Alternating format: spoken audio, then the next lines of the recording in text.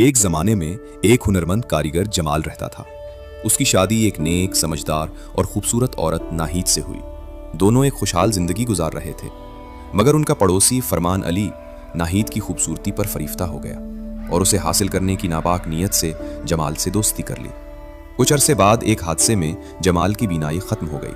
मुश्किल हालात में ये मेरी रकम है, इसे अपने पास रखो, यकीनन मैं संभाल अल्लाह खैर करेगा। उसने अपनी जमा पूंजी अमानत के तौर पर फरमान अली के पास रखवा दी। मगर जब नाहीद वो रकम लेने गई तो फरमान अली ने साफ इनकार। फरमान अली, रकम कहाँ है? नहीं, रकम नहीं मिलेगी। ये क्या तुमने वादा किया था? भूल जाओ।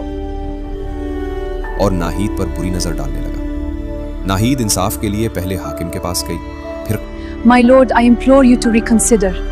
The law is clear, justice must be served. But mercy, my lord. लेकिन वो भी इसकी खूबसूरती पर फरीफ्ता होकर इससे गलत मुतालिबात करते हैं। नाहीद इंसाफ के लिए पहले हाकिम के पास गई, फिर काजी और केतवाल के पास, लेकिन सबने उसकी मदद करने के बजाय उसकी खूबसूरती से मुतासिर होकर गलत मुतालिबात किए और उसे मायूस कर दिया। यहाँ तक कि जब वो वली शहर के पास गई तो वहां भी उसे वही रवैया देखने को मिला। तब वली शहर से मदद की दरखास्त है। मदद? यहाँ कोई मदद नहीं मिलेगी। लेकिन हमें जरूरत है वली। वापस जाओ। तब नाहीद ने अपनी अकल से एक मंसूबा बनाया। उसने एक खास किस्म का बड़ा संदूक ये मेरे बनवाया। मंसूबे के मुताबिक बनाया जाए। जैसे आप चाहें नाहिद, ये बिल्कुल तैयार हो जाएगा।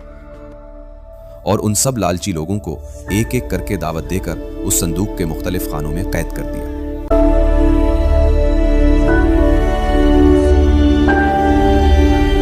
फिर नाहीद फरमान अली को पकड़कर बादशाह के दरबार में ले गई और इंसाफ की दरखास्त की। ए बादशाह, मेरे पैसे वापस दिलाएं। इंसाफ होगा।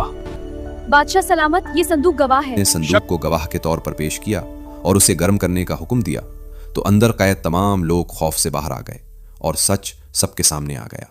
बादशाह नाहीद की ज़हानत और सच्चाई से बहुत मुतासिर हुआ।